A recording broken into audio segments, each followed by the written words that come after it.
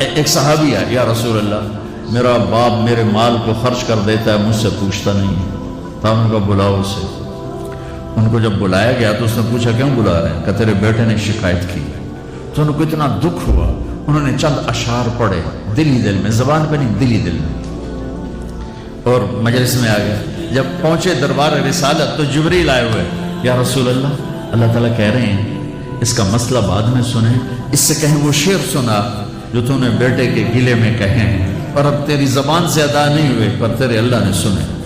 تو آپ نے اسے فرمایا اچھا بھی تیری گل تو میں بعد سنوں گا، تو پہلے انہوں نے شعر سنا۔ انہوں نے کہا اشہد انک رسول اللہ، میں گواہی دیتا ہوں آپ اللہ کے رسول ہیں۔ یا رسول اللہ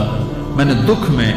چند اشعار زبان سے نہیں دل ہی دل میں دہرائے تھے، اور آپ کے رب نے عرشوں پہ سنا، واقعی آپ کا رب بھی سچا اور آپ بھی سچے۔ آپ نے کہا کیا کہا تھا؟ کہا میرے بیٹے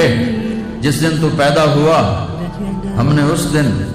اپنی ذات کے لیے جینا چھوڑ دیا، ہم نے تیرے لیے زندگی کا سفر شروع کیا،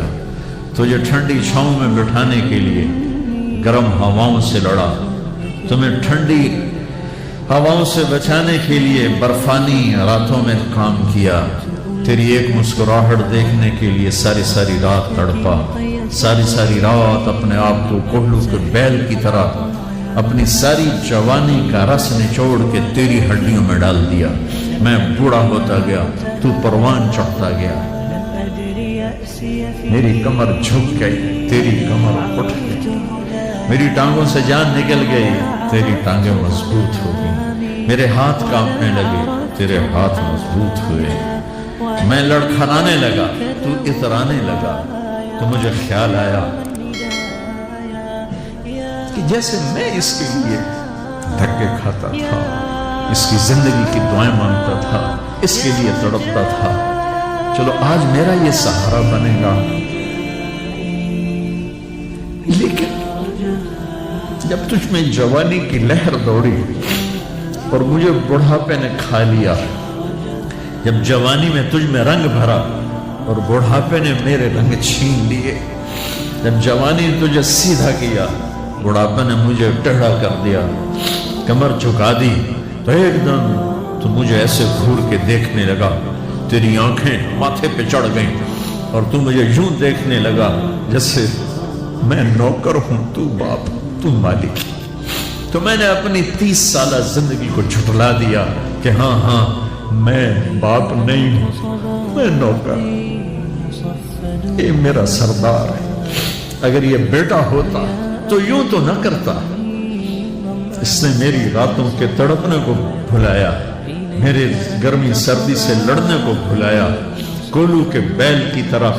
میرے چکر کاٹنے کو بھلایا،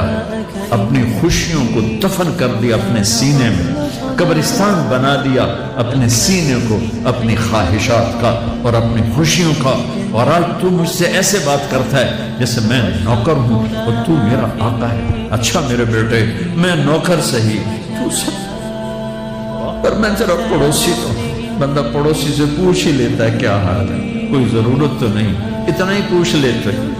دیکھو میں آج رو رہا ہوں،